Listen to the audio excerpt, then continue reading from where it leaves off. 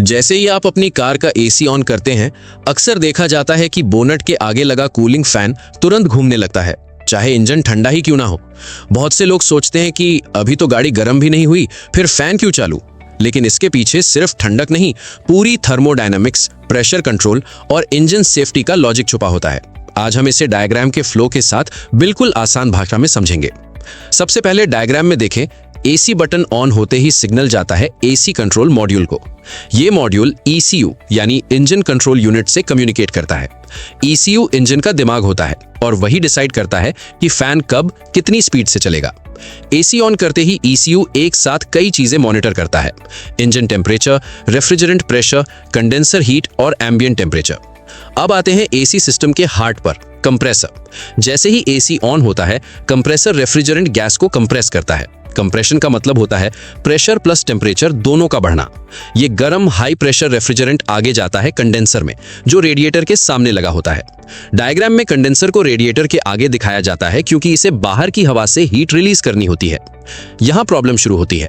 जब रेफ्रिजरेंट बहुत ज्यादा गर्म होता है और कंडेंसर से हीट बाहर नहीं निकल पाती, तो एसी की कूलिंग कम हो जाती है और सिस्टम पर प्रेशर डेंजरसली बढ़ सकता है। इसी खतरे को रोकने के लिए ECU कूलिंग फैन को तुरंत ऑन कर देता है ताकि कंडेंसर पर फोर्स्ड एयर फ्लो मिले और रेफ्रिजरेंट जल्दी ठंडा हो सके।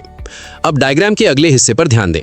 कूलिंग फैन सिर्फ रेडिएटर के लिए नहीं होता, बल्कि रेडिएटर प्लस कंडेंसर दोनों को एक साथ कूल करता है। जब एसी ऑन होता है तो कंडेंसर रेडिएटर से भी ज्यादा हीट जनरेट करता है। अगर फैन ना चले तो हीट रेडिएटर में ट्रांसफर हो जाएगी और इंजन भी गर्म होने लगेगा, चाहे आपने गाड़ी अभी स्टार्ट ही क्यों न की हो। यहीं पर ECU एक स्मार्ट डिसीजन लेता है। जैसे ही एसी ऑन सिग्नल आता है, ECU मान लेता है कि एक्स्ट्रा हीट आने वाली है, इसलिए प्रिवेंटिव एक्शन के तौर पर फैन को पहले ही चालू कर देता है। इसे इंजीनियरिंग लैंग्वेज में कहते हैं प्रीएम्प्टिव कूलिंग स्ट्रेटजी। अब डायग्राम में टेम्परेचर सेंसर और प्रेशर सेंसर देखें। एसी लाइन में लगा रेफ्रिजरेंट प्रेशर सेंसर लगातार प्रेशर ECU को भेजता है। अगर प्रेशर नॉर्मल से ऊपर जाता है तो ECU फैन की स्पीड बढ़ा देता है। मॉडर्न कार्स में फैन सिंगल स्पीड नहीं, बल्कि वेरिएबल स्पीड पर चलता है, लो, मीडियम और हाई। यही वजह है कि कभी फैन धीरे घूमता है, कभी बहुत तेज आवाज करता है। एक और इंपॉर्टेंट रीजन है engine load management. AC compressor engine से पावर लेता है। जब कंप्रेसर एंगेज होता है, इंजन पर लोड बढ़ जाता है और इंजन ज्यादा फ्यूल बर्न करता है, जिससे हीट भी ज्यादा जनरेट होती है। ECU ये सब पहले से जानता है, इसलिए फैन ऑन करके इंजन टेम्परेचर को स्टेबल रखता है। अब ट्रैफिक कंडीशन सोचिए। गाड़ी खड़ी है, एसी ऑन है, हवा नहीं चल रही। ऐसे में कंडेंसर को नेचुरल एयर फ्लो बिल्कुल नहीं मिलता। अगर फैन ना चले तो एसी कुछ ही मिनटों में बेकार हो जाएगा और इंजन ओवरहीट की तरफ बढ़ जाएगा। इसलिए फैन एसी के साथ ऑटो लिंक्ड होता है। कुछ लोग पूछते हैं, हाईवे पर तो हवा वैसे ही लगती है, फिर फैन क्यों? इसका जवाब डायग्राम में छुपा है। हाई स्पीड पर भी कंडेंसर और रेडिएटर को कंट्रोल्ड एयर फ्लो चाहिए होता है, खासकर जब आउटसाइड टेम्परेचर ज्यादा हो। ECU रियल टाइम डेटा देखकर डिसाइड करता है कि फैन बंद रखना है या स्लो स्पीड पर चलाना है। अब सेफ्टी एंगल समझिए। अगर फैन फेल हो जाए और एसी ऑन रहे तो रेफ्रिजरेंट प्रेशर डेंजरसली हाई हो सकता है, जिससे कंप्रेसर डैमेज, होज बर्स्ट या एसी कट ऑफ हो सकता है।